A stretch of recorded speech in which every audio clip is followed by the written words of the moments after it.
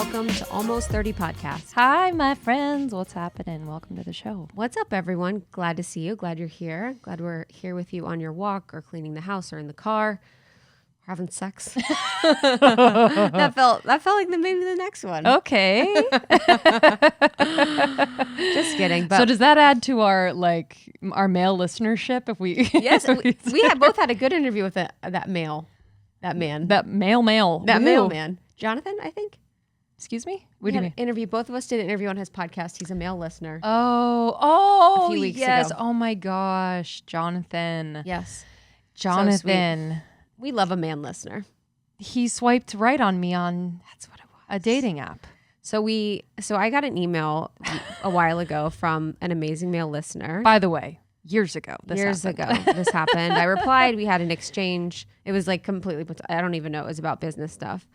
And then he asked to do interviews of us. And it was in the past couple of weeks. And I did mine separately. Lindsay did hers separately because we actually don't like each other. It's all fake. Yeah, it's crazy. So you had yours first and I had mine. And he goes, do you want to know how I found out about you guys? And I was like, sure. And then that's when he said. Yeah, I don't even know how many years ago, we were on Hinge and I guess he swiped right. And I don't think I swiped right on him. He's actually a little darling. So sweet, smart, really charismatic, and all the things. And yeah, who knows? But I was like, good so to funny. see you, man. I was like, we need to get back. I was like, we need to be on the apps. If it's going to be good marketing, we need to be on the apps. I'm down. Actually, you know what's funny is like people, I'm glad I'm not dating, but people when they're dating you, when you were dating people before Sean, would listen and kind of get the vibe. Yes. The guy at Rhythmia. Wait, remind me. The old guy. Oh, the old guy. Okay, you can't. This old guy bring fell the in love old with guy. Lindsay when we were doing an ayahuasca If you're new retreat. to the show, I think we described tell. this. His name was John. His name was John. He was 78 years old. He laid next to me every night of a 4-night ayahuasca ceremony. And I think night 2, he woke up and I've never seen goo goo gaga eyes like I've seen John looking at me. And I knew right away. I was like, oh, fuck. Like he's in love with me and something told him in the ceremony. I don't even know. And basically it all of a sudden turned into a scene from high school, which triggers me a little bit. Yeah. Middle school, high school, where like he went up to Krista and was like, has she talked about me? Literally pulled me and Lindsay were talking to one another and he goes, hey, Krista, can I talk to you? I'm literally right a there. plant. I'm like a plot. And he's like, hey, did Lindsay say anything about me? I'm like, no, man. Whoa. He's like, I was listening to your guys' podcasts. He started listening when he was there, and then he like started following you on Instagram, and he was like, "How does someone have that many followers?" I think he's from Minnesota. He has a big and he's like, farm. "I know that I'm older,and I'm like, that's the last of it, John." I know. I was like, the age is actually not a problem. But Bless his heart. with that situation, it's like when you do. Ayahuasca is a plant medicine, right? But it's like when you are under the influence with a substance. I remember when I first started doing like MDMA and ecstasy, I was like, I fucking love base nectar. I was like, dude, I literally pre-ordered the Base Nectar album because I first did ecstasy watching Base Nectar at Ultra in Miami. I actually do love Dude, I think he got canceled.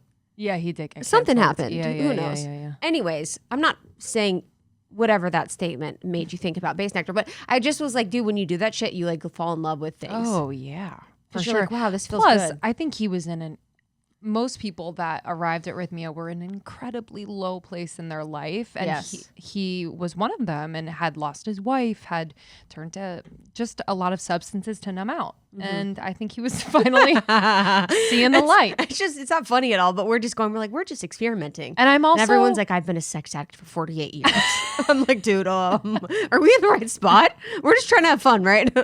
And I'm also the first person giving him attention in probably facts. Or you're the first years. person like looking at him in the eyes. Yes. And I listening. was just like, because I was like, I didn't even think he would have a crush on me. You're my grandpa. I know, honestly. You're my That was the guy that grandpa. laid next to me. He's like, the second a few of them were like, oh, we just love laying next to you. You've got good energy. I'm like, yeah, you're like siphoning my energy in a perverted way. But anyways, and the one morning on the last day, I'll never forget, he rolled over and goes, I think I might have figured out what my sex addiction came from.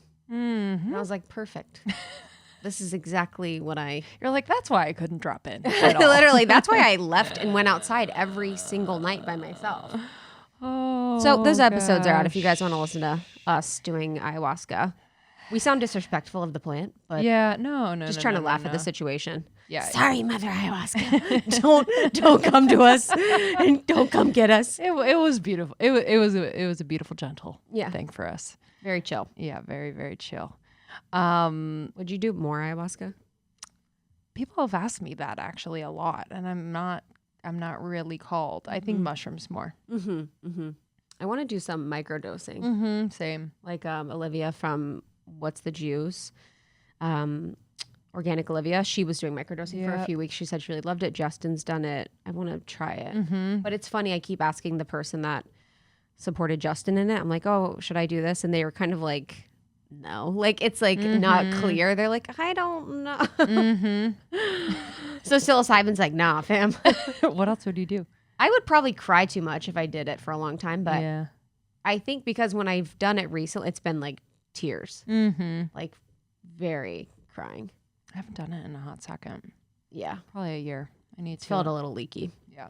When I've done it, just like crying. I think the one night everyone was out like in the pool having fun and I was like in bed crying about us. I was like, dude, get a grip. I just was like, oh my God, so many lifetimes. I was like, can you even believe it? And I was like, and we're going to lose each other again in another lifetime and we might find each other again. It was like very crazy. Oh, God. And everyone's like having fun because everyone was doing like MDMA or something. I was like, wow, I'm going to go. How'd you miss out on the MDMA? I did some. Oh, okay. All right. Literally. Well, I actually don't even know if I did mushrooms. I think I only did MDMA and I ended up crying. Isn't that crazy? Oh, weird. MDMA is like, no more. We're done. Yeah, never done. We're breaking up. We're breaking up now. Never done. Excited. On the podcast today, we have Carly Stein back in the house. Dear friend. Carly was at the wedding. Yes. Carly and her mans were at the wedding. So Oliver, so sweet. Yes, love Oliver. They were at my wedding in May, which was in Cabo, and I was so glad to have Carly. It's interesting because I met Carly years ago with Sev. So someone that Lindsay and I mutually know that we mutually knew before we met each other. You probably had met Sev. I met with Sean. I forget when I met Sev, to be honest. Yeah, I guess early on, maybe. So this person that's friends with Justin that also happens to be friends with Sean his name's Sev, and he was dating or went on like a date with Carly. And he was like, oh, I think she knows who you are, blah, blah, blah. And so usually sometimes I want to meet people and sometimes I don't. But this time I was like, I'm going to go meet this girl. She like knows a lot about bees. And so we met at a lunch and I was just like, oh, I love her. She's cool. She's so fucking smart. She's so smart. So smart. Anyone that's down with nature in that way, I'm down. Yeah, and her story's so interesting. So we did an episode with Carly before, and really talked more about her story. And but this one is a really interesting update too because Beekeepers has grown so much. She's taken on investors, and we touch on that, but we really talk about kind of like what comes up as you like progress, whether professionally, and she's also someone who is always learning, growing spiritually, and self-development wise. And it was just really, really good to talk to her because she has so much support from coaches, therapists, etc., and how she's like putting into practice all of these things and how human parts of her like up-leveling have been within business, where she's taken on a ton of investment and now like kind of has to, in moments with these very quote powerful people, because there's a lot of money behind it, she's had to really stand by who she is, what she stands for, and what she knows is best for the brand, which, you could apply that to many different scenarios. And I think it'll be really helpful for you all to navigate the conversations, navigate staying in your body, navigate just, like retaining that confidence when it feels so daunting and so overwhelming. 'Cause to me, she's like poised beyond. I know. There's something about her that I'm like, do you ever get rattled?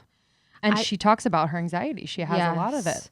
I think for someone that did beekeeping on the side, grew up in Canada, did beekeeping, and just really grew this business out of a love of bees and a love of the magical properties of all that bees provide. It's like, it's so weird because that's what happens so much where you're like, I love bees. And then all of a sudden you're like, I have investors I need to answer to. It's crazy. And you just, yeah, it's like you want to, it's so crazy because the mission is to bring this to the world, to show people the power. And then you're doing all these things that like our world sort of like makes a part of that like mission process. Yes.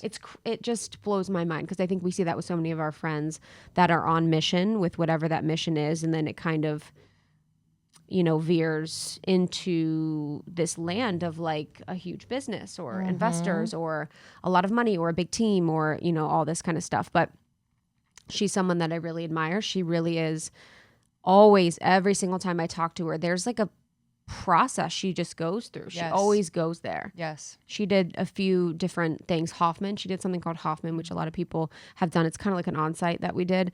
And, just very much is in the work all the time, and whether that's plant medicine or whether that's therapy. And I really, really admire that. Yeah. I feel like she really opened up in this episode, whether it was about just kind of like the really hard moments currently that she's navigating within the business. She opens up about her relationship. She is engaged now. They are both CEOs. So there's like just an interesting dynamic because they're both like very, very opinionated, powerful, and just how they navigate that within their relationship. And then she also gives us a review of like Bees 101 because I needed that review. I was like, tell me more. I just love, I mean, like she literally was describing the propolis and how they make a little doormat of propolis when the bees come in the hive so that they like are... They make, what is the one? The bouncer bees. The There's bouncer bees. Yeah. That sit outside the hive and like check to see if they're part of the group of bees that live in that hive. And if they're not, they kick them out. And it's funny, like bees generally, I don't know what you call them, but like the general bees in the hive live for like 6 weeks. The queen lives for a few years and she is only eating the royal jelly. That's why they call it royal jelly. That's one of the super parts of the hive that she has in her products.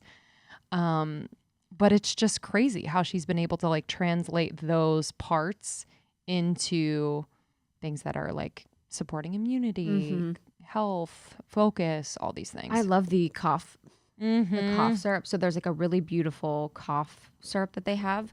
I love the immune spray. I have the immune spray in every single purse that I have. And then the bee pollen I put in all my oatmeal, I put in my shakes. Sometimes you'll see I just like chug.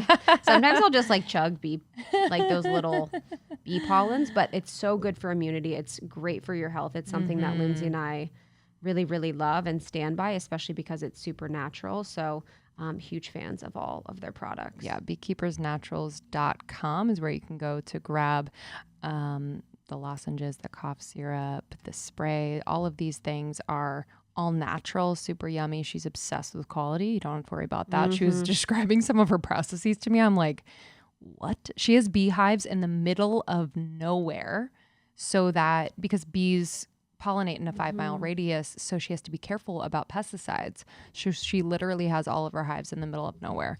She has a new product out. I just wanted to mention Bee Biome. It's great. It has a formula that's really very progressive in gut health.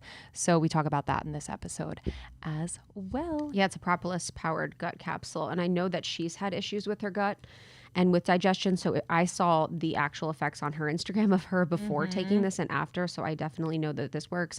So get their bee pollen, get their brain fuel, get their superfood honey. We are such huge fans of Beekeepers Naturals and have been for so long. Yeah, beekeepersnaturals.com/almost 30. We got a discount for you on there. Carly, thank you. Thanks for coming on the show. We will see you all soon. Enjoy this one, and we'll see you on the other side. See you soon. I was thinking about our first interview, and I was just thinking about how far both of our entities have come.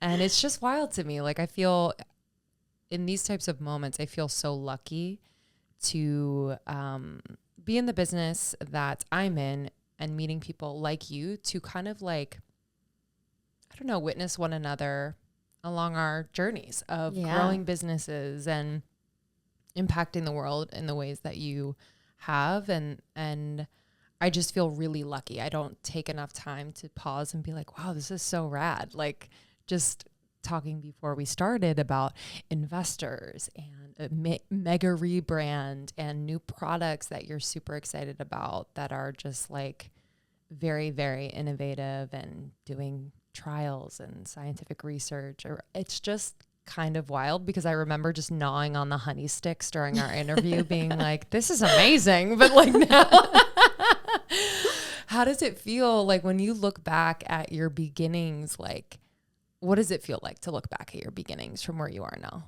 Well, first of all, thank you. I feel the exact same way watching you guys. I'm like a full-blown listener all the time. It's so funny because I'll like call Krista and be like, hey, I just listened to you for an hour.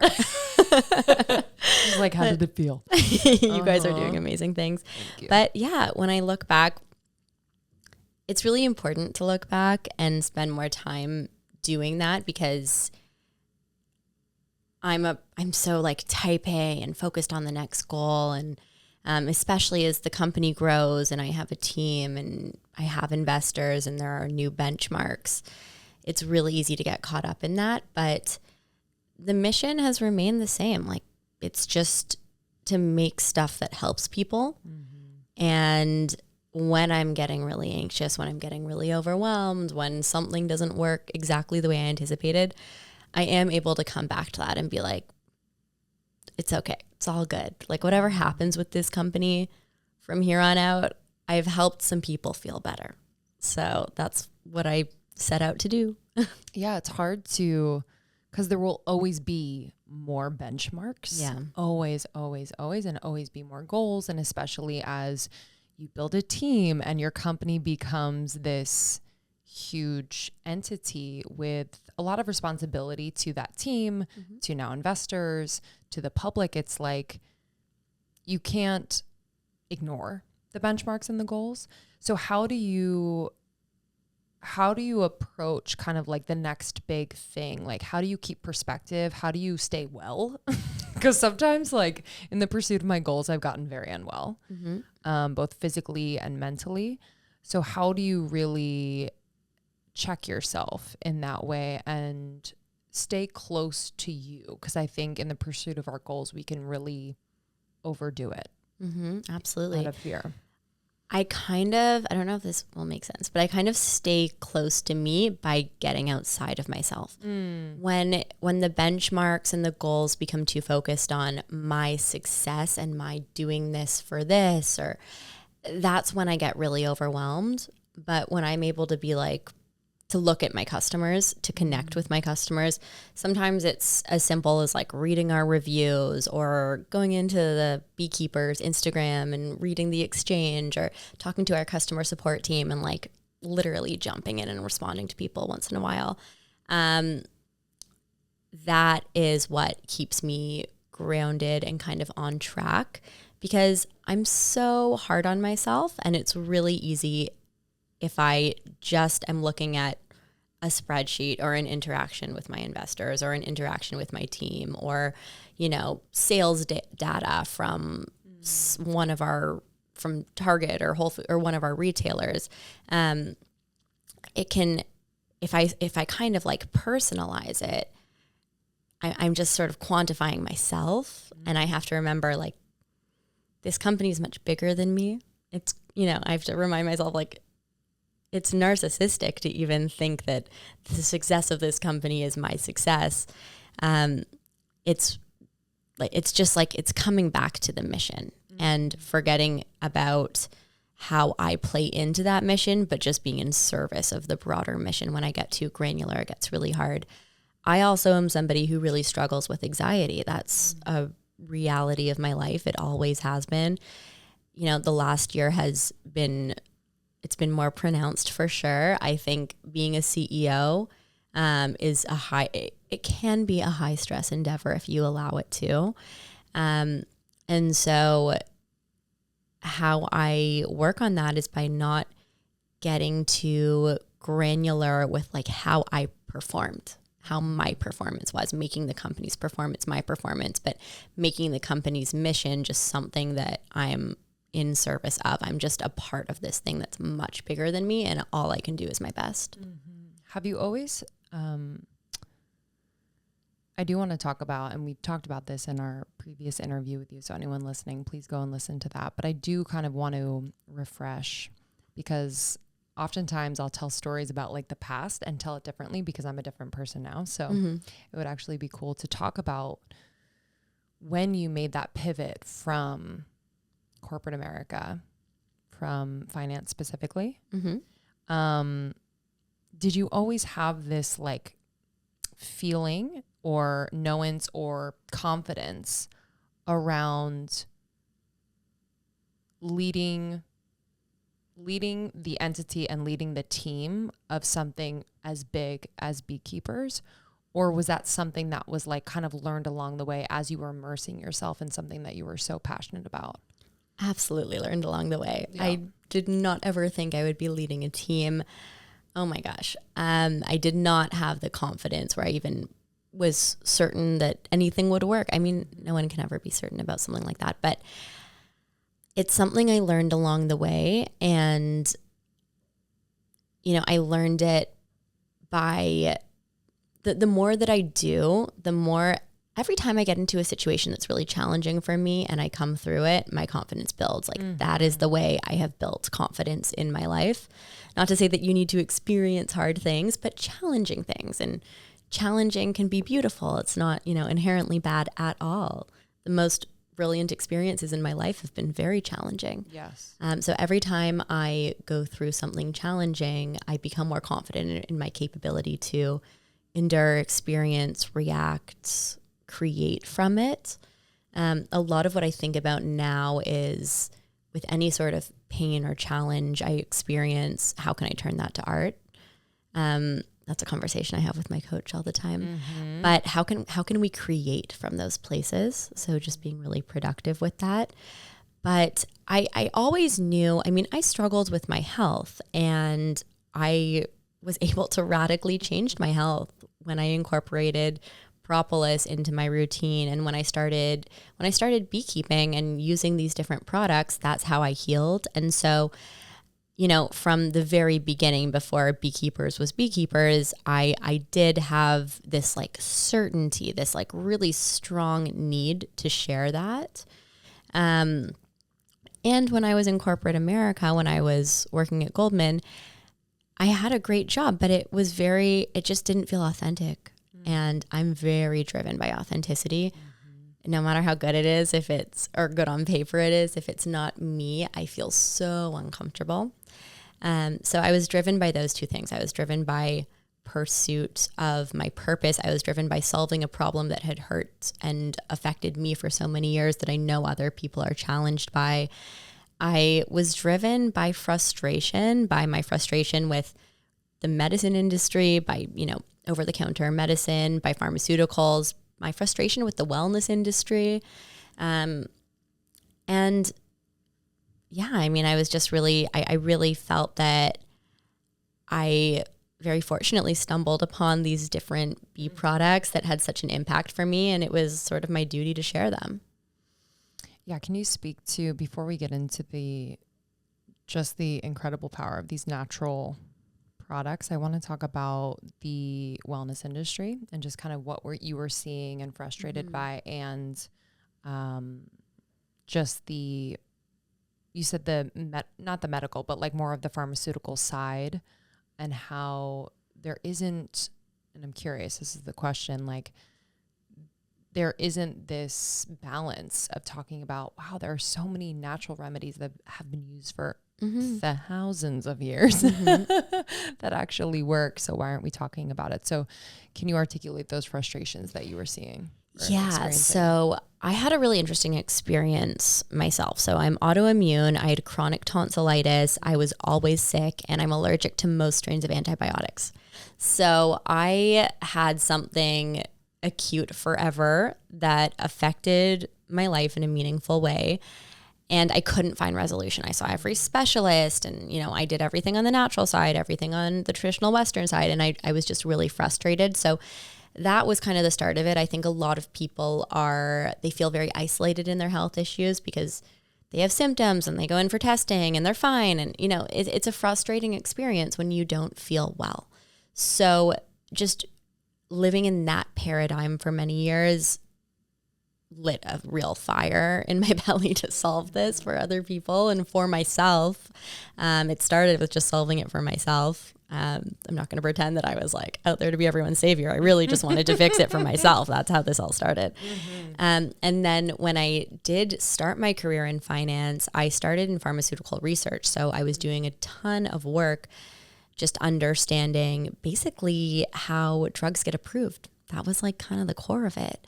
And so that gave me a really interesting perspective. And then again, with my own experience, with my autoimmune, with my intolerances, I had turned to wellness many times over. And the wellness industry I'm obsessed with it. I work in the wellness industry. I run a wellness company. There are so many incredible things. There is so much history there.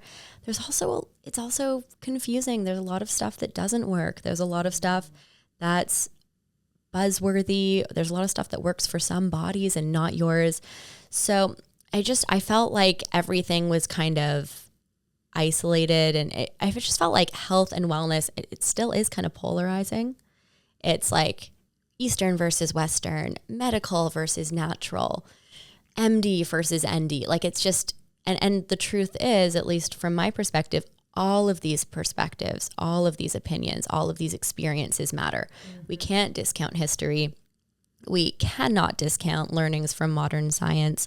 We can't discount, you know, all of the beautiful resolution that can come from our earth. And we can't discount, you know, great invention and creation in, you know, the world of Western medicine.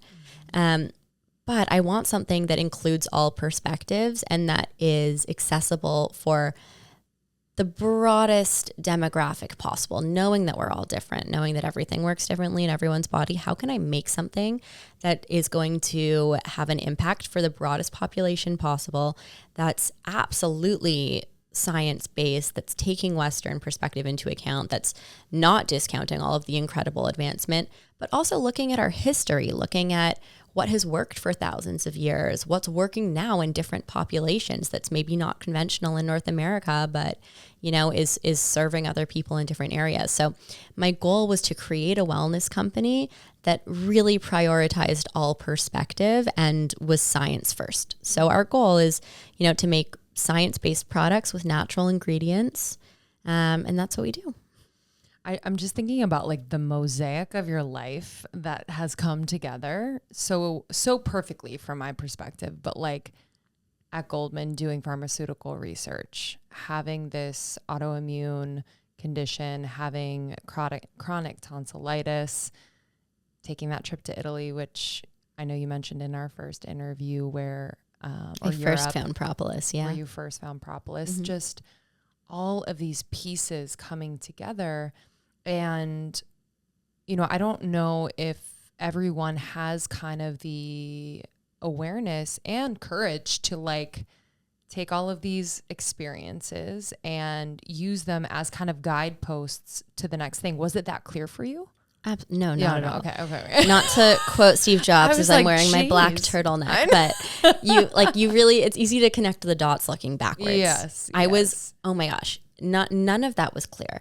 I mean, I spent so much time, and again, this is like part of my anxiety journey, but so much time kind of spiraling and being like, what am I doing? I mean, I was having panic attacks regularly when I was at Goldman because I was like, I have this great job. Why am I not happy?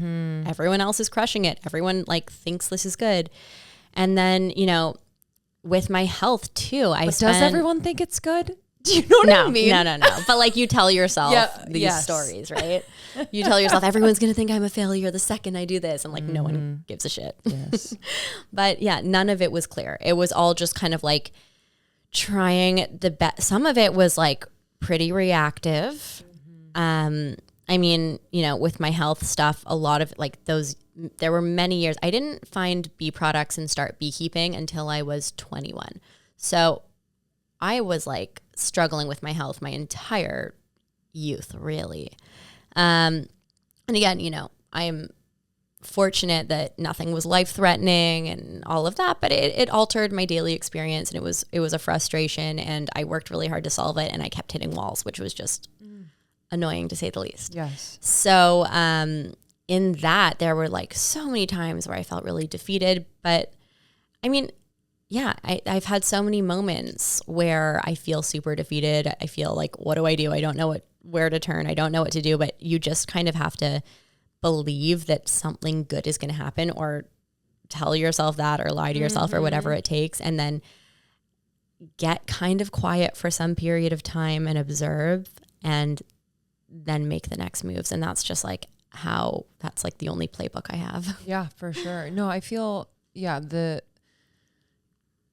if you're able to connect the dots looking back, I do think that creates a little bit more trust and faith moving forward. So, and also attunes us to like connect the dots in the moment if we can. You know, I feel like it really just, it sharpens our awareness of like, oh, wow, okay, this could be something that I talk about one day as like the starting point for the next thing. Cause it kind of has that like resonance to it. So yeah, I love that. And I love the point of getting quiet. You know, I feel like in what both of us do, we do move so quickly, and there is so much going on at every single point in the process.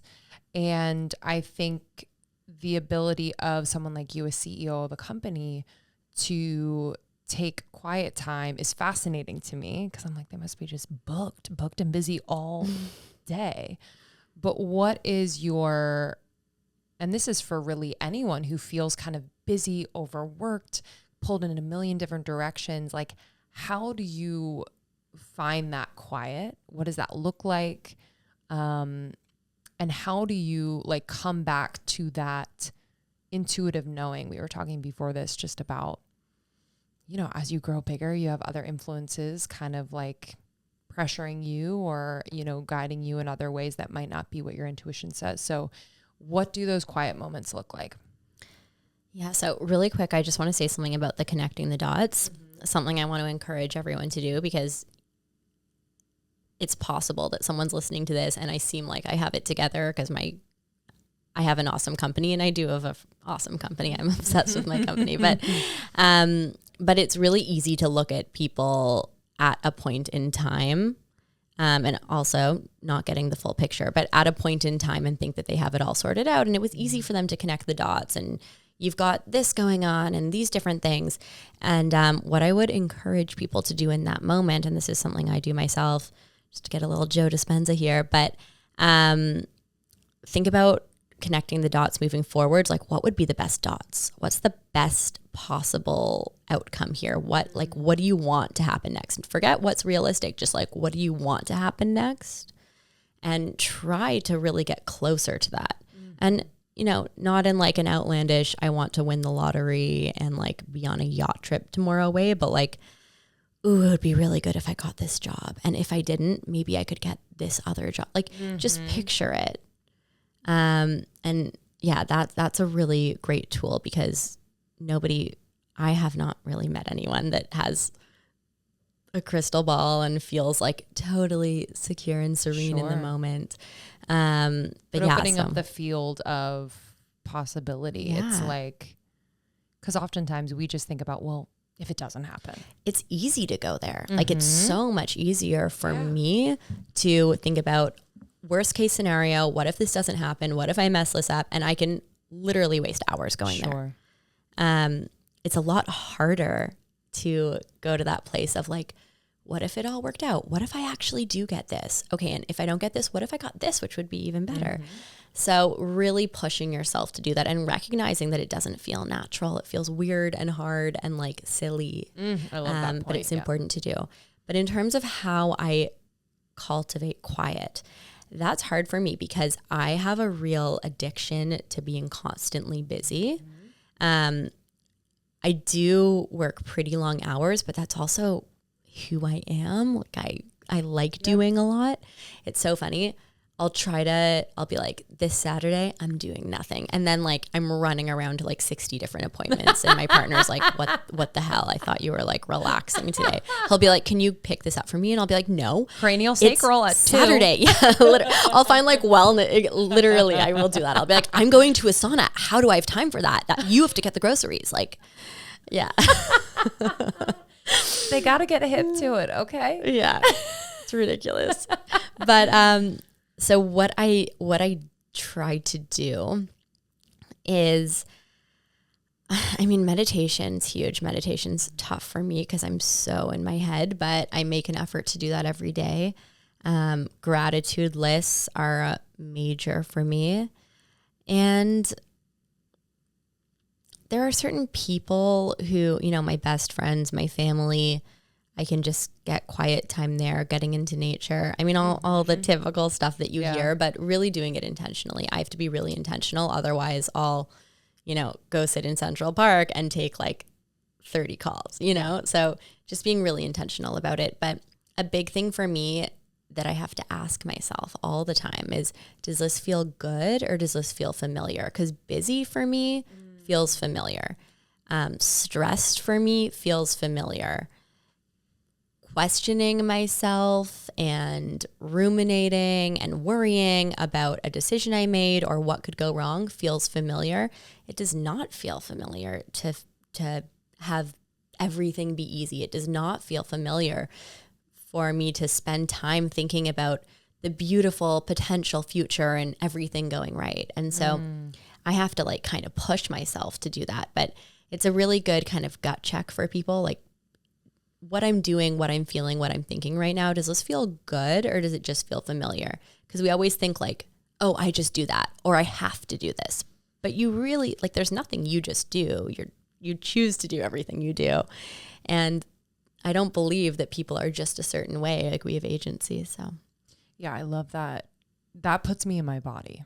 Like the familiarity piece, usually it's like, oh, my nervous system's like, yeah, we're just, if we're like high strung, we like to be in high strung situations. So it kind of finds like an equal frequency, but yeah, good. It's funny to think about something feeling good and having that be a little bit of a foreign, uncomfortable feeling. I've felt that on a Saturday where we have nothing planned, me and Sean, and he's felt this too, because he's used to going and doing, where we're just relaxing on the couch. And there is this like kind of stress weird twitch where you're just like, all right, I'm going to go work for an hour. I'm going to go do some emails, or I'm going to blah, blah, blah. It's like, how dare I be on this couch on a Saturday? Like, I'm always, I'm like guilty when I'm relaxing. It's so interesting. And I've just been like observing myself, because I don't think it's bad to have a Saturday of appointments that make you feel good. Yeah. Like, I love that. But I'm also noticing when I am really quiet and I'm resting, and why I feel the need to grab my phone, why I feel the need to be productive or go do something. Is it because, again, that's familiar? Is it because I need to check those boxes and at the end of the weekend feel like I did something?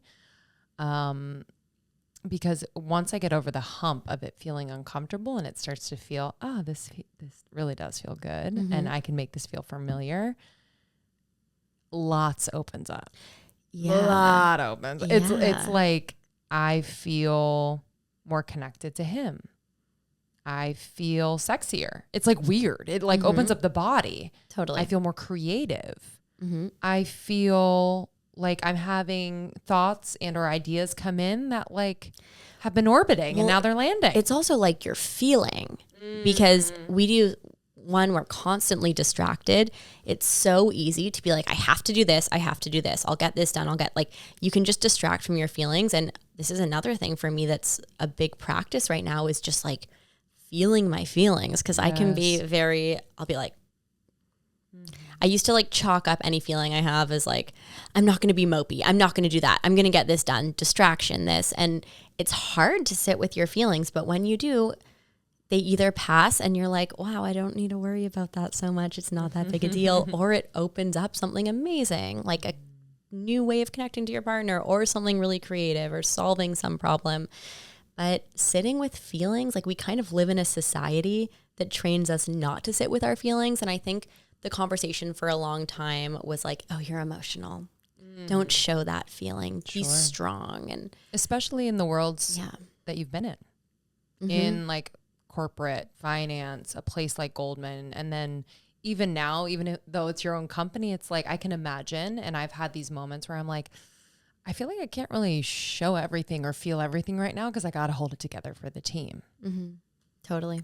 You know, is that something that you've struggled with and want to like remodel for people? Yeah. So I very consciously try to lead with vulnerability.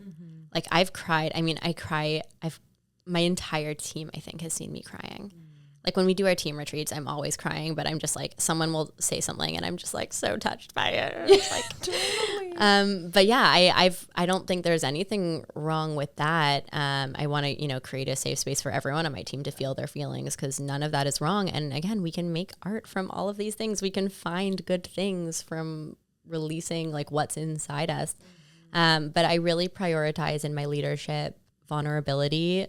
Again, like really showing and communicating the emotions I'm feeling. Also radical candor, really, being honest, like super honest. It was not always easy for me to do that, especially as my team's grown. And I have, a lot of my team members are older than me and have bigger careers and career experiences than I do. And so I was like, oh my gosh, how do I manage these people? I'm like a little girl. Like, who's going to listen to me here? And being really candid. I mean, I have a team member who has had a wildly successful career, who I really look up to and I'm so fortunate to have on my team. And I was like, hey, I felt he was going through something with me. We ended the call. And then I called him back an hour later and I was like, hey, I know on that last call I said I got it, but I don't got it. I didn't actually understand what you were saying and I felt really embarrassed. And he was like, he's like, you don't have to do that in front of me. But it created a closeness. Yeah. And, it's difficult. Like I'm such an emotional person. So I have to also, have my own boundaries and all of that. But it's really amazing to work in a place that's truly collaborative. And I think to be truly collaborative, you have to allow people to be honest and emotionally expressive. If you're silencing that part of yourself in the workplace, then I think a lot less is going to be created and there's a lot less connection and there's just like a lot left on the table as humans. Yes. The other thing is like what Beekeepers Naturals does is we're trying to build products to help people feel better, to help actually impact people's health. So I don't want a single person at my company repressing anything. Like I want people to be really honest and feeling and, honest about their opinions with each other. I just think from that place we can create in such a stronger way. I mean, I look at you and Krista and you guys absolutely model that. Yeah. But we've learned by doing. It's like we've learned by not communicating. We've learned by holding it in and not expressing ourselves. And I really think in the last 2 years, there's been a huge shift because one, we're doing this for the first time, just like you, like running a company. And we're like, oh, wow. Like every day there's newness. There's every day that we're doing something we've never done before. And I think for a while we were like, well, we don't want anyone to see the vulnerability in that. We don't want anyone to see what we might have labeled as a weakness in that because we're their leaders. We don't want them to see that. And time and time again, when we've been just really honest with the team, about anything really, you could feel the deep breath, the collective deep breath of like, okay, I don't have to be perfect either. And at the same time, we are also very, very open and vulnerable about how passionate and committed we are to what we do. And we expect that from people who are on our team, So I think it goes both ways in that we want, just like you, we want everyone to like be fully themselves we want them to do their job really well. And I think what allows people to do their jobs really well, especially if they're passionate about it, is if they can be themselves and not just fit into the mold that we're like, hey, can you be like this in order to be on this You team? don't want anyone clocking in or clocking out in any career, but like in one where you're creating and connecting. Yes. No. Yeah, 100%. Has that been challenging in your romantic partnership with your partner? Have you been able to kind of take what you're learning as a CEO, the communication, the vulnerability, and been able to apply that within your relationship, or has that always been there? We definitely work on, so we're both CEOs. I know. I was gonna drop that, but I'd let you drop it. There's a lot of opinions in one house, but kind of amazing. Yeah. and so different, yet kind of within the same. It's similar but different. Yeah. No, it is, and we are so similar but so different. Like he's an extrovert, I'm an introvert. Just like so, it's really interesting. But I think, we both know what it's like to work through things, and we bring that perspective to our relationship. And so nothing's scary. Nothing's, beyond this. Like our love is more important and bigger and stronger than any challenge that could come up. But communication is something we actively work on. It was not easy in the beginning. I mean, we've just like had moments where we've had to really grow because he's used to an environment where his idea is the one everyone executes on. And so am I. And like, if we have different ideas, which idea are we going with? And, so just working through that and working on our communication actively and working on just openly communication, vulnerably communicating. It's just like strengthened our friendship. Like we just have like such a partnership in every way. And I think, that will, I hope, be a tool that we use when we have children. Mm-hmm. Yeah, definitely. Yeah, that friendship piece, like we've heard it, to be friends with your partner. But I think I've experienced that where I'm like, oh, wow, we are really friends too. Mm-hmm. Like we have these moments that feel more like a friend would support a friend, whether it's after a hard day of work. There is that like love, but there's just kind of this witnessing and I don't know. I'm not getting as like emotionally invested all the time as I normally would. And I think it's healthy. Because it's like a trust. It's like we're in this together. Yes. So if you do something that super offends me in that moment, I'm not like questioning your entire motives and your, state of being or anything. Mm-hmm. It's like we are working on something together, and this is just an obstacle that we have to work through. And these, little teeny tiny communication issues that cause any sort of conflict that happen to like everyone in normal life, those become just like nothing, like non-issues. Like you're able to just kind of glide. And I think that's the beauty of a relationship is it's building a life together. And that's, what building anything is, building a career, building a company, building a friendship. Like you're engineering something with another person. I read a really interesting book recently, and it was talking about, I'm going to find the book for you later. I'm actually going to get it for you because it's like really, really beautiful. It's these short essays. But there was an essay on friendship, and it was talking about how forgiveness is the key part of friendship, and to be a friend and to have a relationship with somebody through life, whether it's a romantic relationship, a parent-child relationship, any sort of partnership. It's just to forgive again and again and to see who that person is. And it was just really lovely. And I feel like the self-forgiveness too in a relationship is so important. Because I think that's like the most important, I think. The most important. Yeah. Because I feel like sometimes I would default to not forgiving myself and really beating myself up. And like the other person had already forgiven me and we're moving on. Yet I'm still kind of like, yeah, I do that too. In that little cycle, because that's easier. Yeah, it is easier. It's easier. It's familiar. It's like, it feels productive. It's like, ooh, I'm working on something. Yeah, I'm punishing myself. And it's like, that is not productive. We know that. By the way, I still think it's hilarious that I met Sean before I met you. So funny, y'all. I was waiting for that to come up. Yes. Sean and I were at Goldman together. He's still there. Therapy has been something that has changed both of our lives, and we could not recommend it to anyone enough. I have really loved to dig into couples therapy with my husband, Justin, and that has been a new venture for us. And I'm so grateful that BetterHelp, one of our longstanding partners, offers not only individual help, but also couples therapy. Yeah, BetterHelp, if you aren't familiar, is customized online therapy that offers video, phone, and even live chat sessions with your therapist. So you don't have to see anyone on camera if you don't want to. And obviously you don't have to be in person if you don't want to. It's much more affordable than in-person therapy, and you can start communicating with your therapist in under 48 hours. And I know a lot of you out there are investing in a lot of things for the good of your mind and your body and your health, and this should not be something that you neglect. So this is your sign. You can start therapy in under 48 hours with BetterHelp. This podcast is sponsored by BetterHelp, and Almost 30 listeners get 10% off their first month at BetterHelp.com/almost30. That's BetterHelp.com/almost30 for 10% off your first month. Issue has helped our business so much, from our marketing team to partnerships to our sponsors. Every single part of our business has been impacted by Issue. It helps us distribute content across every digital marketing channel.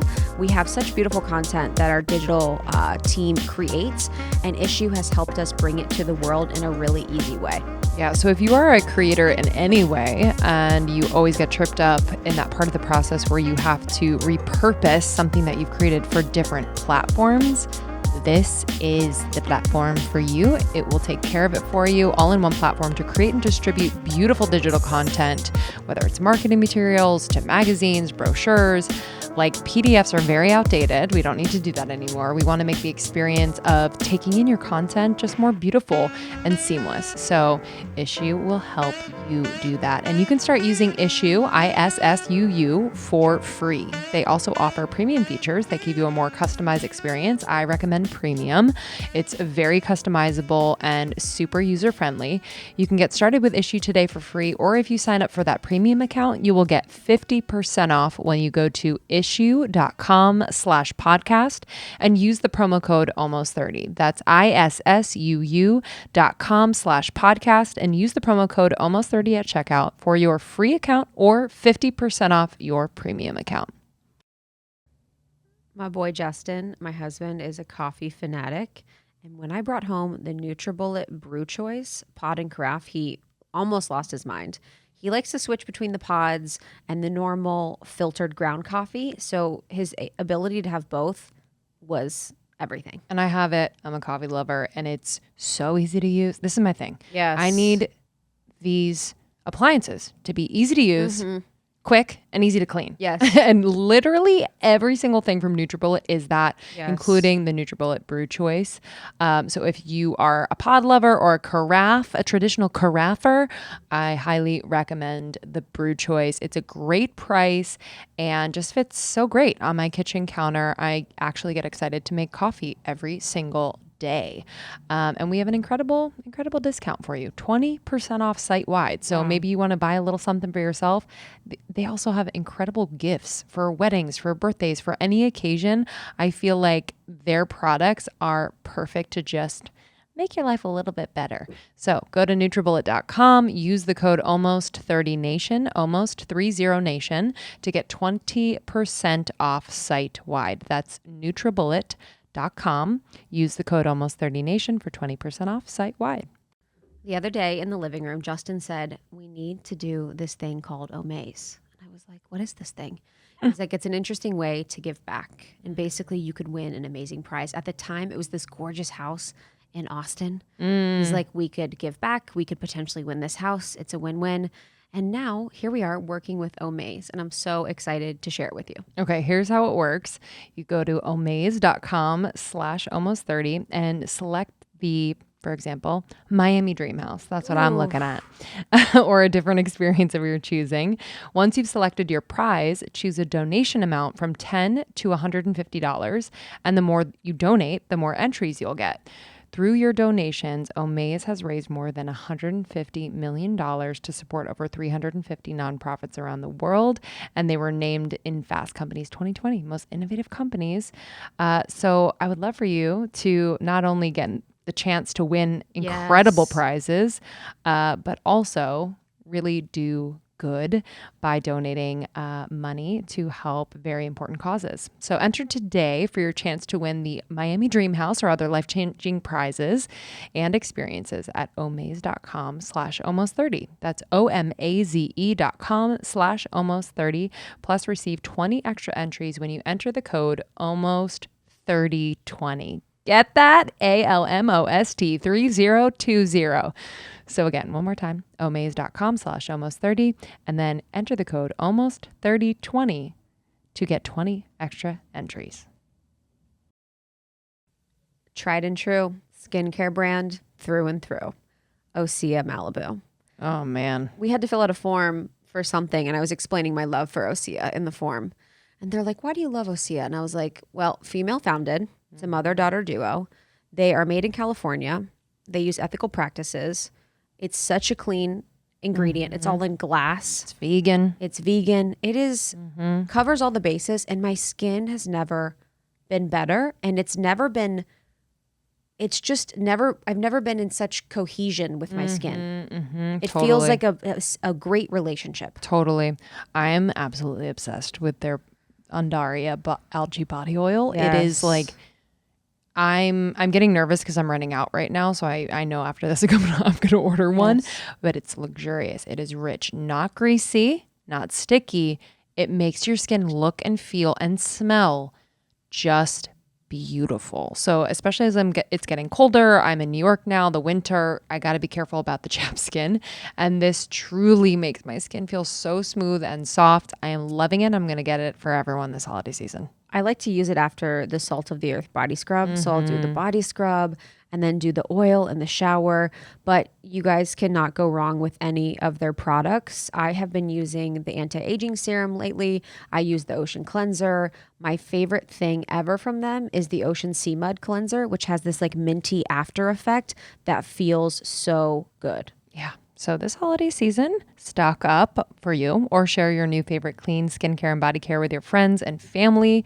And we have a discount. As always, get 10% off your first order with promo code almost30 at oseamalibu.com. And you'll get free samples with every order. And orders over $50 get free shipping. So one more time, oseamalibu.com. Use the code almost30 and you'll get 10% off your first order plus free samples. And if you spend over $50, you'll get free shipping. Some of my favorite things ever include the Sakara metabolism bars. I freaking love them. And I also love their metabolism powder. It's this rich cacao powder that tastes really good with a nut milk, tastes really good with water. I can bring it on the go and it supports my metabolism. And I loved that they put it in a bar because we all know I'm a huge bar fan. So the metabolism line at Sakara has been something that has been a staple for me forever.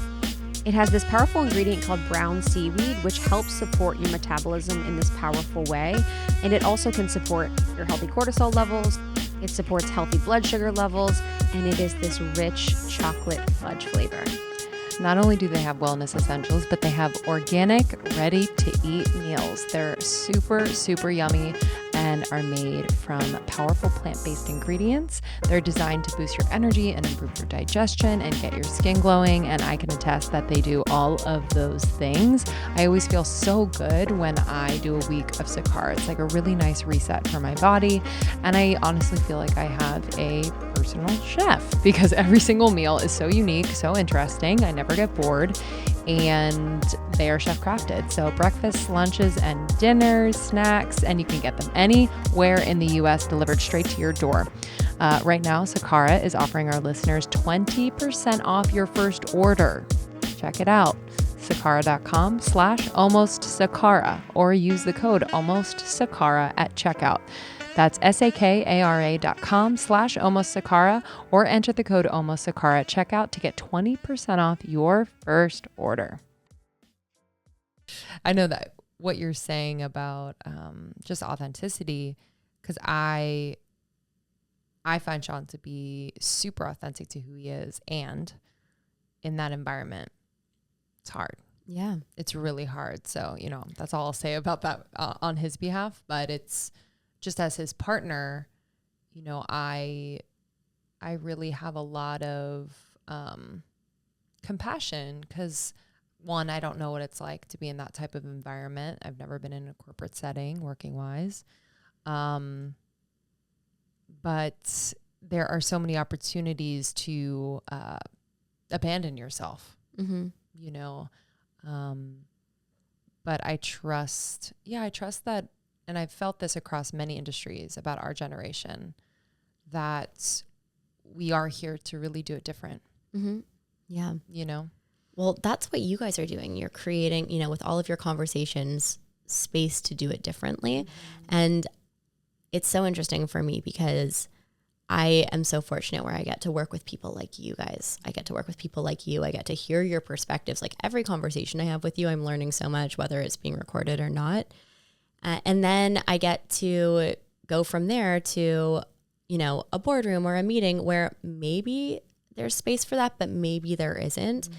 And so what I focus on in these different environments where people maybe aren't as receptive or open or just, aren't on the same level that I'm on or communicating in a way that I like to be communicated with. Mm-hmm. I always think about like, how can I change the temperature in the room with how I'm responding to this? And it's a lot of like, you can take a lot of air out of a statement by accountability, just being like, I say this whenever somebody's being really aggressive with me, I'm like, I hear you. Cause that's all anyone really wants is to be heard. But yeah, I think about like in these different settings and then what's the ripple effect of that? If somebody's like, I have some aggressive interactions sometimes. It's a part of life. I can imagine.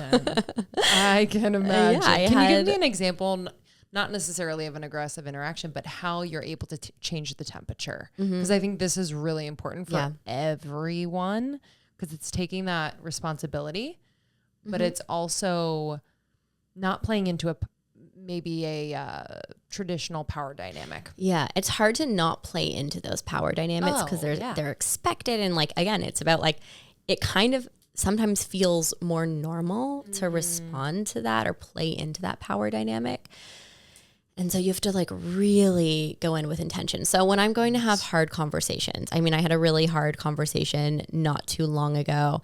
There's a lot of I don't know how, we're not going to go too into this, but there's a lot of supply chain issues right now. Sure. We source internationally. We're working, we have beekeepers in Brazil. We have beekeepers in Spain. Wow. We work with people in different geographies for different things because we like to work with the best in the world and we like to work with the most sustainable, which means we're, going all over the globe here. Mm-hmm. And with COVID, there's a lot of supply chain issues. So like I had an issue where I had, a huge amount of stuff that we needed stuck on a ship and just wasn't getting off. And there was like not really any accountability and, wasn't being prioritized. And what it did is it meant we weren't able to show up for a very important account of ours to the tune of like many, many, many hundreds of thousands of things were not delivered. Wow. And so I had to deal with that. And, it was someone came at me with like a lot of frustration, a lot of anger and, saying things that I didn't appreciate, that definitely didn't feel good to me, that absolutely pinged my ego. Cause like every time someone says something mean to you, you're like, are they right? Of course. It's like, I say that to myself. So like, maybe they're right. So I had to really just be like, I completely hear and appreciate you. And I can't begin to imagine how much of this has affected your business. Like, are you seeing this with other clients? Like, are you seeing this with other customers? Are you seeing this? And I started asking and it just totally changed the conversation. Then all of a sudden he was like venting to me. And then I was like, look, I totally hear that. We're going to do our best because we really want to prioritize your business. You're so important to us. So it's just kind of like really having someone feel seen and really understanding their experience. And it's hard to do that. And that was an example where I did it well. Sometimes I'm like, what an asshole. How dare you? I'm like raising my voice back, but I really try not to go there. I also had a situation with investors. You know, I have an unbelievable investor network. I'm really fortunate to have great relationships there. But as the company grows, you know, there's different opinions. And ultimately, like, this is my company, my vision, my team. And I have to do a really good job of holding true to that and holding strong and protecting, you know, my vision and my people and, you know, being assertive while also learning and listening and, you know, dealing with a sort of profile of person, not to generalize, but like a lot of people who are in the investor world are there because they've created something exceptional, exited, have a ton of money, and, you know, that this is what they do now. So they have a ton of opinions based on their own experience that don't necessarily hold true in today's environment, in today's market, you know, not with the specific radically different companies, teams, founders, all of that. So, you know, that's something where I really have to practice this. I really have to be accountable. I really have to communicate my intention. And something I do there is like, I really communicate my intention. I'm super accountable. I say, I hear that you would have rather done it this way. I hear that you want to do it this way. My intention with you sort of like say your overall goal. Like, my goal with this company is this. And it's like, that's cool, your goal too. We share it. Yeah. Yeah. We're on the same team here, guys. Let's remember. So my goal is this. I firmly believe, based on, you know, all of these data points, all of these interactions, that this is the best course of action. I think that it is the best thing for my team and my company to go down that road. If you have advice for me as I go down that road, I would love to receive that. And if I get that wrong, I'll be fully accountable, and here's how I'll pivot. And so it's just kind of like troubleshooting, but also being really clear and reminding everyone like why you're even in this conversation. Because if you're in a conversation with someone, there's like something mutually beneficial, hopefully.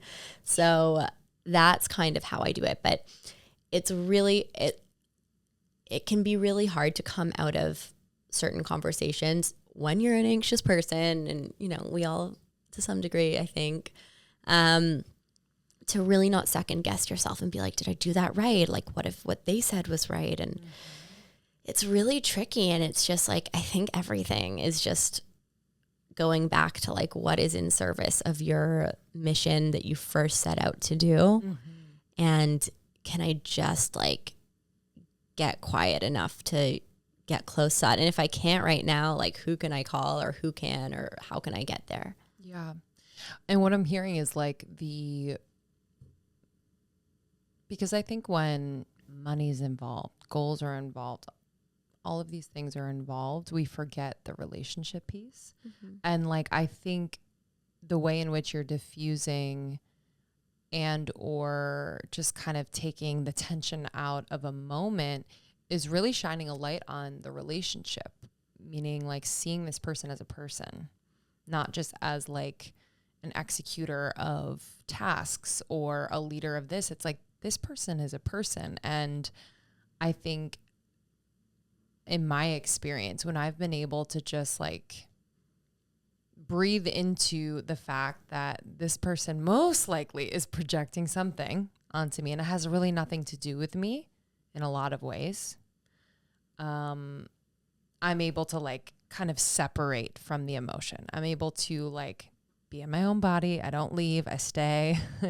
And I'm able to just go moment by moment with this person rather than racing ahead and being like, how dare them? And really kind of directing it at them. It's, to your point, like remembering we have the same goal. We really have the same goal. And I think it's just how we get there and how we see ourselves on that like journey of getting there is what's different, just based on our own personal experience. But yeah, I really love that, because I feel like people can use that in really any moment, whether it's in business, with family, friends.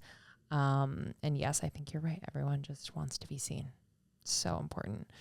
I want to pivot. I want to talk about Beekeepers. I am in awe of the new products that have come out and are coming out.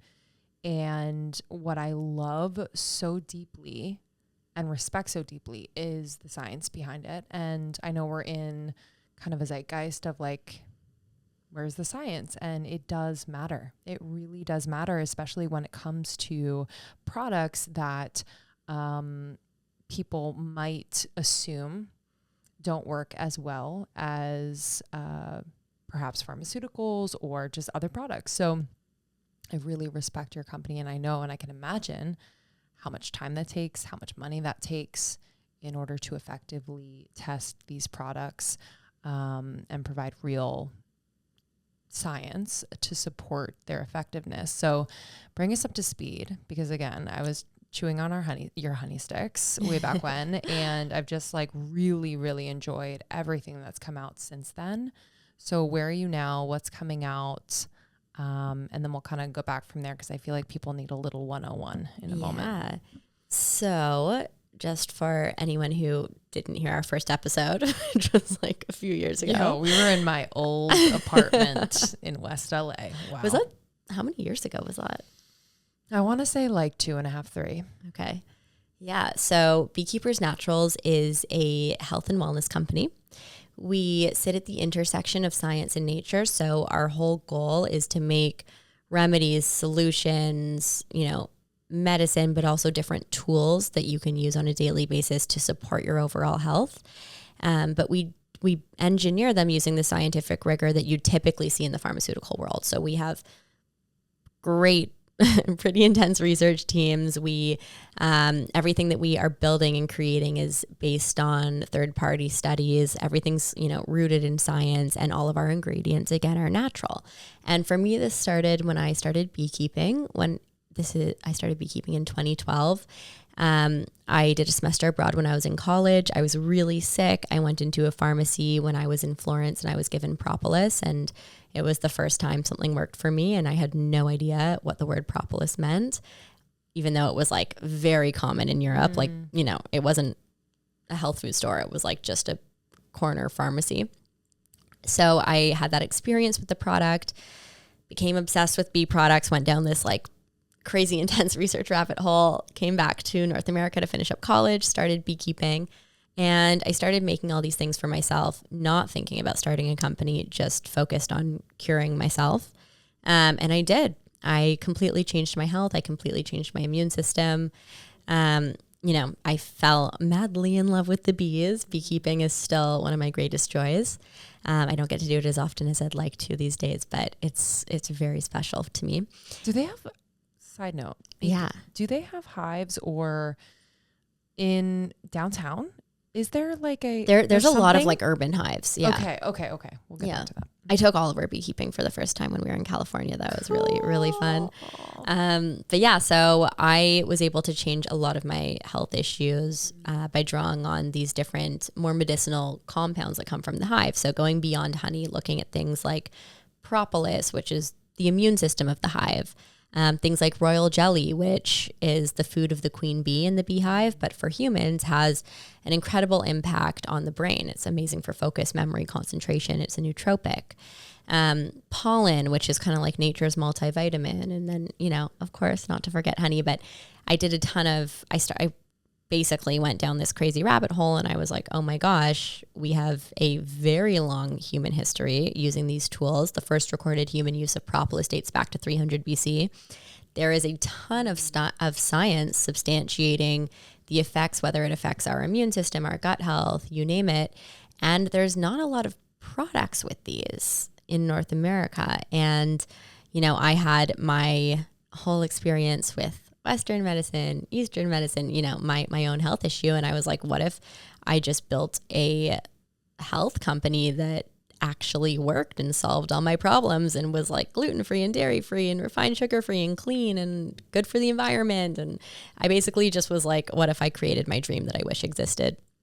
So that's what Beekeepers Naturals is. Our goal is to create different tools that people can use on a daily basis to support their health. So, starting with our propolis spray, I'm the most addicted to propolis in the world. So I can go through those bottles. But propolis, it's like I said, it's a substance the bees make. They collect plant and tree resins, they mix it with their enzymes, and they make this sticky amber colored substance called propolis. You can think of it as the immune system of the beehive. So for humans, propolis is a great way to support your immune health. It's anti-inflammatory. It's full of antioxidants. It's something that I use every single day to just support my immune system. And then if I am feeling run down, I'll just, double up on my sprays. I think propolis is a really incredible ingredient that whether you're using Beekeepers Naturals propolis or propolis from somewhere else, I think everyone should be incorporating propolis into their routine. So that's kind of my favorite, my little propolis spiel. But we just came out with a product yesterday called Bee Biome. It is a complete gut health product that we've been working on this for a few years now. It takes us a really long time to bring products to market because we go through so much on the behind the scenes side with testing and development because we really want to make sure it works for all the things we say it's going to work for. If we're not bringing people things, let's say, that do what they say they're going to do, then, we're not doing anything. So our Bee Biome product, it's a prebiotic, probiotic, and postbiotic. So it addresses all levels of digestive health. We've got propolis in there as a prebiotic. Propolis is also really great for inflammation. It's really great for leaky gut. People use propolis often for candida because it contains a compound in it called pinosembrin, which actually acts as a fungicide. But yeah, propolis can strengthen the tinctures, the tinctures. I'm like thinking about my products. It can strengthen the junctures in the lining of the guts. It's really great for inflammation of the intestines. It's an amazing tool for your immune system, but it also has some profound effects on gut health. So it is a prebiotic. So propolis is our prebiotic in our Bee Biome capsules. And then we have a spore-based probiotic. Spore-based probiotics, they tend to survive the digestive tract much better than other ones. So we use the best-in-class probiotic that we could possibly find. We're working with the best, I can't say their name, but we're working with the top creators in the world for probiotics. Wow. And then our postbiotic, it's a compound called tributrate, and it's absorbed by the colon. So it really helps with like bloating, digestion. So anyways, this is a probiotic product, probiotic, prebiotic, postbiotic product that addresses all levels of gut health.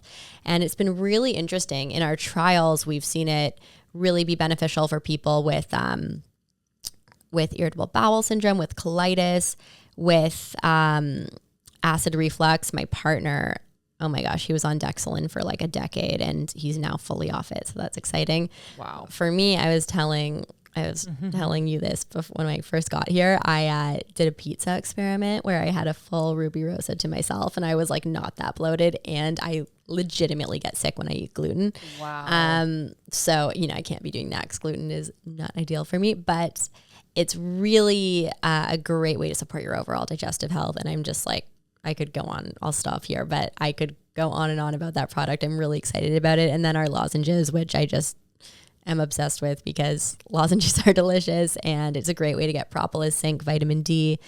When looking at lozenges on the market, I was like, this is crap. Like it's like Halls and Ricola and candy, I can't. And then even on the natural side, you look at it and it's like 6 grams of organic cane sugar. I'm like, hey, that's candy then. I don't want that. Yes. So we made a lozenge. It's got 1 gram of sugar per lozenge, 0 refined sugar. It comes from honey and monk fruit, and propolis is in there too. And then it's propolis, zinc, and vitamin D. So it's a great way to support your immune health, to soothe a scratchy throat if that's what you're dealing with. Get your zinc and vitamin D. They taste really yummy. So those are some of our new products, but we're trying to really, I used to say reinvent the medicine cabinet or disrupt the medicine cabinet. And then I realized that medicine is too narrow. We're looking at health and wellness. We're not just looking to yes, sure, we make cough syrup and we have things to take when you're sick that are going to be really supportive. But we also have things on an everyday basis. And how we go about building our product line is we're looking at all the pillars of health. We're looking at pain. We're looking at brain health. We're looking at sleep. We're looking at energy. We're looking at immunity. We're looking at the gut. We're looking at cognitive. We're looking at all the pillars of health and saying, how can we support people in these different areas? What are people struggling with? Something that's really awesome is we have a really great feedback loop with our customers. We're like constantly polling them and asking them what issue they want us to solve. So, you know, we were like polling people, I think this was like 2 or 3 years ago, and gut health was like a big concern. So I was like, okay, let's get working on a gut health product. And, you know, 3 years later, here it is. Wow. I mean, I feel like anyone and everyone I talk to has a gut issue, and it's really overwhelming, I think, with so much information out there and just advertising different things, and you don't really know what is for you, you know? But I haven't heard of a postbiotic. So that, just to hit that home, that is for when it hits the intestines, and that's... Yeah, so it's absorbed by the colon. Okay. So it's like addressing, I think we might be, I mean, I don't know, when we started doing this, we were definitely the only company playing with pre, pro, and post. We started R&D on this literally 3 years ago, so I don't totally know anymore, but I don't think many people are doing it or talking about it, but this is like the next wave of microbiome health. Wow.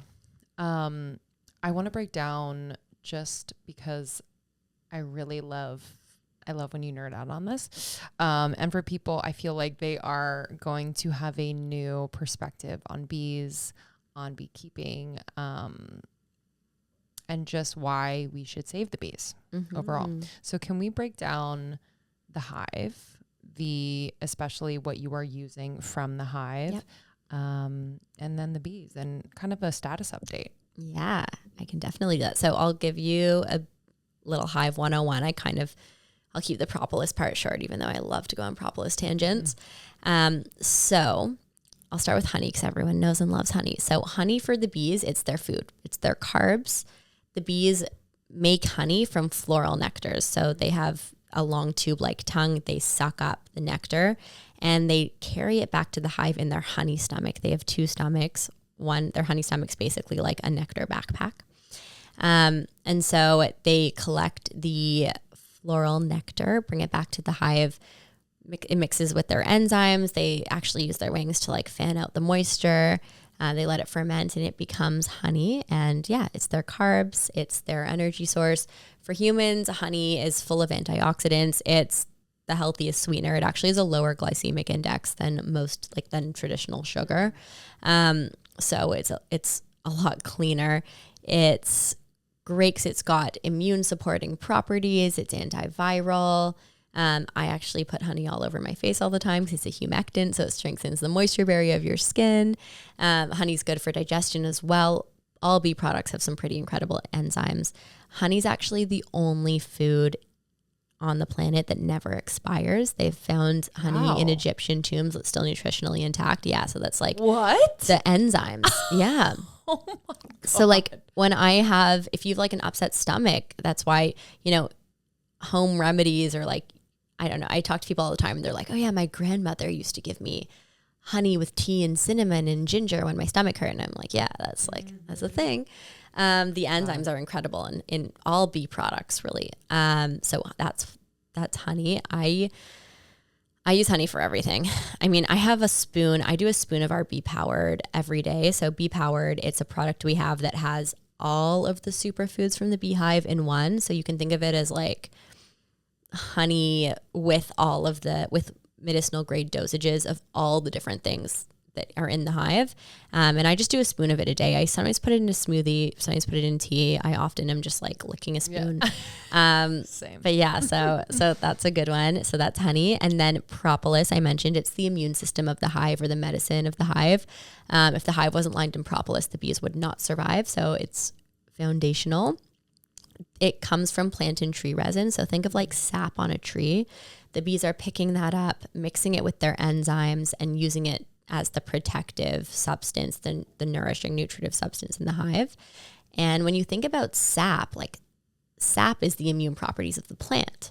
So what propolis literally is, it's the immune properties of the plant mixed with the bee's enzymes.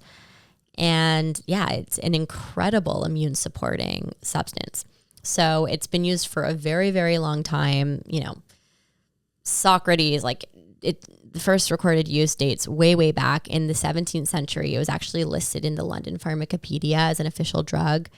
During the Boer War, they would dress wounds with propolis and honey because propolis has the antibacterial effects. Wow. And then it's really interesting in the hive, like, so they'll line the entire hive with it.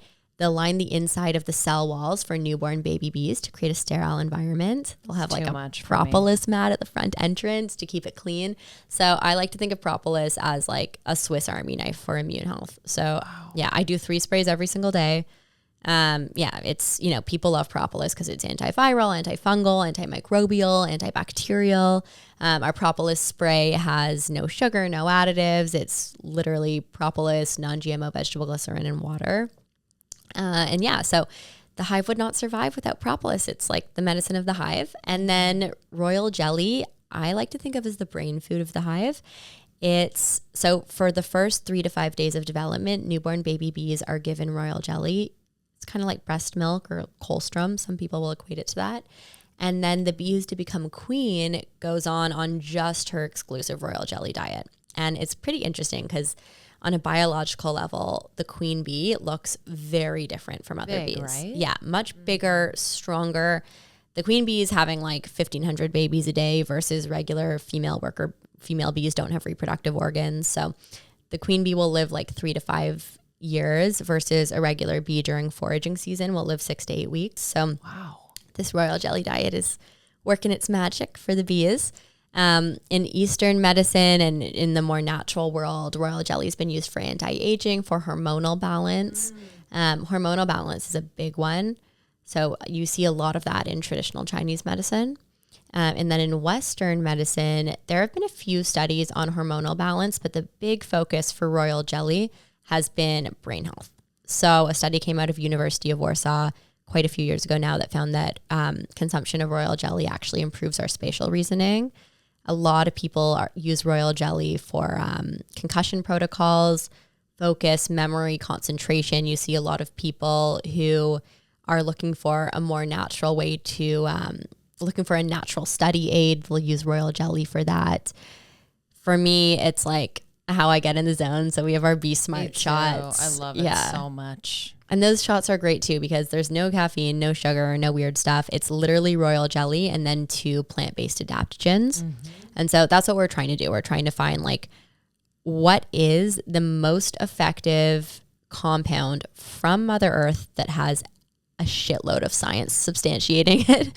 And so that's what we do. So Be Smart, it's royal jelly plus Bacopa monnieri, which is an extract from a leaf. That's very common in Ayurvedic medicine, and then ginkgo biloba, which is an extract from a tree that's really big in traditional Chinese medicine. So you've got the adaptogens to help with the stress response. You've got royal jelly in there to help support overall brain functioning. Royal jelly is really cool too because it supports brain-derived nootropic factor, and it contains acetylcholine, which is a neurotransmitter responsible for brain-body connection. So that's basically royal jelly helps you focus, get in the zone. Yes. So I love it for that. And then pollen, I'll just really quick, pollen you can think of as the multivitamin of the hive.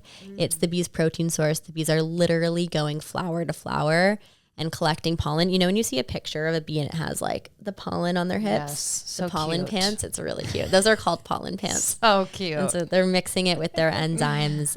They bring it back to the hive, and bee pollen, it has broad spectrum multivitamins. It's got more protein per weight than any animal source. I like to sprinkle it basically on everything from like salads to smoothies to granola. But yeah, so that's a hive breakdown. And then in terms of how the bees are doing. So let me start by saying the bees pollinate 1/3 of our food supply. So without the bees, our ecosystem is completely distorted. They're kind of like the pillars of our environment because things simply can't grow. Everything from almonds to blueberries to, I think it's 40% of wildflowers require bee pollination. So, they're critical for our food supply, for our environment. And over the past, many years now, the bees have been in decline. The number one culprit, and there's a lot of debate around this, but in my opinion, it's pesticides. So in 2006, when DDT was taken out of the game, it was replaced by a substance called neonicotinoids. It's a neuroactive substance, and It's the most common class of pesticides used in America. There are places that have banned it in Europe, in Canada, in certain places they've instituted a partial ban. Part of why we work all over the globe is because we work with apiaries that are pesticide free. And it can be tricky for us to find apiaries that are truly pesticide free because organic's not intense enough of a measure for us at Beekeepers.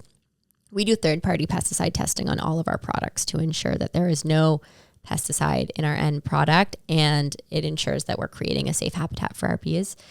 But yeah, pesticides are really problematic. I'm hoping that there is more momentum in the U.S. to get away from neonicotinoids. Why did they use that?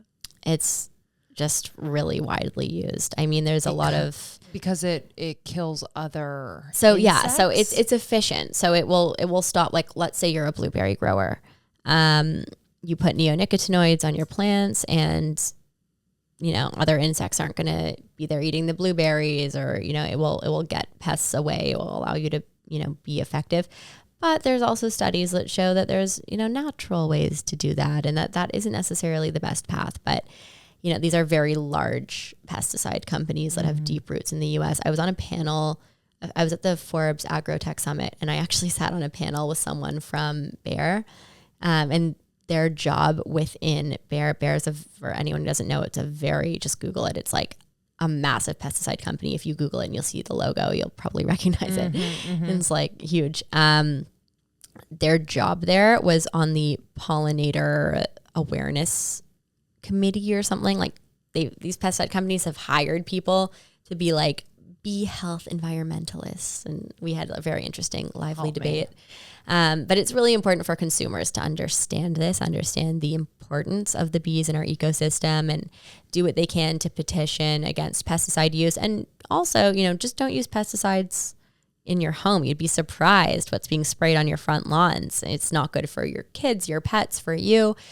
Obviously terrible for our environment. So something I encourage people to do is to, create some awareness around what's being used in their own environment and move away from pesticides.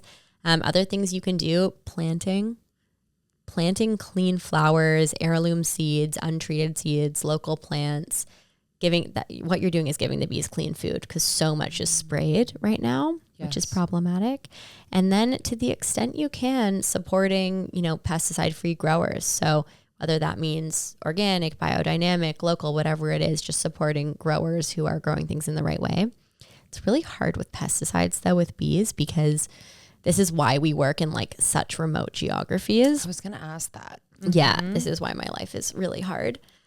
Because what is the radius that you have to monitor? Because the bees will forage for a 5-mile radius. Okay. So just because, sometimes, not to say that all organic is problematic, but just because you're buying something, like you're buying honey that says organic, it doesn't mean it's pesticide free. Because just because those bees, their hive sits on certified organic ground, if they fly next door and, within a 5-mile radius, there's like anything dirty happening, they will potentially pick up those flowers and pick up, the nectar and the pollen and the sap and all those things. So that's why you third-party test what's coming from the hive. Yeah, and we work in really remote locations. Okay. So like, we're working in like we have an apiary in the Rockies in Canada. Wow. There's not a lot going on other than our bees. And they like the cold? Is it cold? They hibernate. Oh, yeah. So okay. we'll wrap the hives during the winter. We have bees in parts of the world that are hot, that, are going live all year. And then we'll wrap our hives if it's in cold geographies, but they hibernate inside. Wow. It's really cute. They actually, like, what the bees do to stay warm over the winter is they'll hibernate and they like flutter their wings and they generate a lot of heat. It gets pretty darn hot in that hive. I mean, the goings on of the hive is so the interesting. Coolest thing ever. It's so, yeah, I know. Ever. To like line where the babies are going to be with propolis and the little propolis mat when they walk in the hive. So smart. What? So smart. Wow. Yeah. I want to tell you something, but Yes. sometimes people tell me this is like a gross story. So No, it's okay. You can tell me. Okay. So if an intruder gets in the hive, like a mouse, which can happen. Really? Yeah. Like a mouse. I mean, it doesn't. If I was a mouse, I would never go in a hive. well, the smell of like honey, all that stuff, it's delicious. Got it. So that doesn't happen with our hives. This happened to me when I was starting my beekeeping journey. Our hives are like very well maintained. This is when I was like a hobbyist beekeeper, 21 years old in college. I had like one hive in the middle of the woods. But if a predator gets in, like a mouse, the bees can sting it and kill it, but they can't like physically pick up a dead mouse and carry it out of the hive. It's like they just can't do that. And just like humans, if we had a dead body in our living room, we'd get really sick. Like if there was a decaying rodent in the middle of the hive, all the bees would die. And so in that situation, what they would do is they would mummify the mouse in propolis. And it's that powerful of an antibacterial, antimicrobial protective solution that it like contains all the germs. And yeah. So anyways, when I was beekeeping, when I was 21 years old, I went into a hive and I was like, oh, this is weird. There's just like a chunk of propolis. And I like will eat propolis straight from the hive. Don't say it. I didn't do this, don't worry. But like I do, like I literally will like pick off a piece of propolis and chew on it like gum when I'm beekeeping. And so I picked this up and my mentor was like, what are you doing? And I was like, look. And then I looked closely and I was like, oh my God. And I was like holding a mummified mouse and I'm so unbelievably scared of rodents. Like really? Oh my God. It's my big, like since I read, so the book 1984, not to spoil that book for people, but like. It's all good. It's happening now. All good. No, but the scene with the rodents. Mm-hmm. Okay. Yeah, that has like given me nightmares for many years. So that was a terrifying experience. But I was like, holy shit, propolis is powerful. That's unbelievable. Yeah. So smart. Yeah. It's so smart. I've been like just looking at whether it's in person or even just watching my National Geographic stuff. I'm like, man, oh man, nature is fucking perfect. It really is. It perfect. Really is. Yeah. You know? Mm-hmm. This has been so much fun. Thank you for being here. And just thank you for just being an incredible partner over the years. I feel so lucky to be able to share the brand and the products with people. And it's truly changing people's lives. You know, I think we have these conditions or ailments or challenges with our health and we just take it for what it is and try to live with it. And the fact that you didn't do that, I'm sure for years you were suffering, as you said, but like you really did not give up. And yeah, I'm so thankful. I did want to ask, I wanted to end with this because you mentioned it a few times and I just thought it was so powerful, you working with your coach and turning challenges into art. Can you expand upon what that means? And are you turning anything that you're experiencing now into art? Yeah. First of all, thank you again. It's amazing to work with you guys. I love you. So turning things into art. So, I mean, the core of it, like what that's about is that anything that is making you emote is something to be recognized, whether it's good or bad, sad, happy, angry, whatever. If something's pinging you, like the things in life that we forget that are like non-events to us, we can kind of move on with. But anything that's pinging you, it's like, why is this affecting me so much? And like, what's under this? And it's usually an opportunity. I mean, in my experience, it's like almost always an opportunity. So that's what I'm kind of working with. What I'm working with is in those moments where I'm really frustrated or something's affecting me, just going into like, what can I do with this? What can I make of this? Sometimes it's like, I feel like I really don't like this person and I need to like go spend time with them and see what comes of that. And sometimes incredible things can come from that. That's, you know, the most recent experience I've had with that. Sometimes it's getting a better understanding of a part of yourself. Like there's a part of me that's really resistant to this or that has some story about this situation and how this would affect me. And it's like actively changing the story. Like my coach had me do an exercise where I rewrote a story. I had a story about how something was going to play out and this always happens to me and why me. And I just literally rewrote that story. And then, it's in my phone and I reread it when I'm going down that rabbit hole. Mm-hmm. But it's really just trying to, and it's very easy to talk about and very hard to do in practice. It's when you're feeling the most triggered, sitting with that feeling for a minute and being like, okay, where is this from? What is this? And then saying, what can I do with it?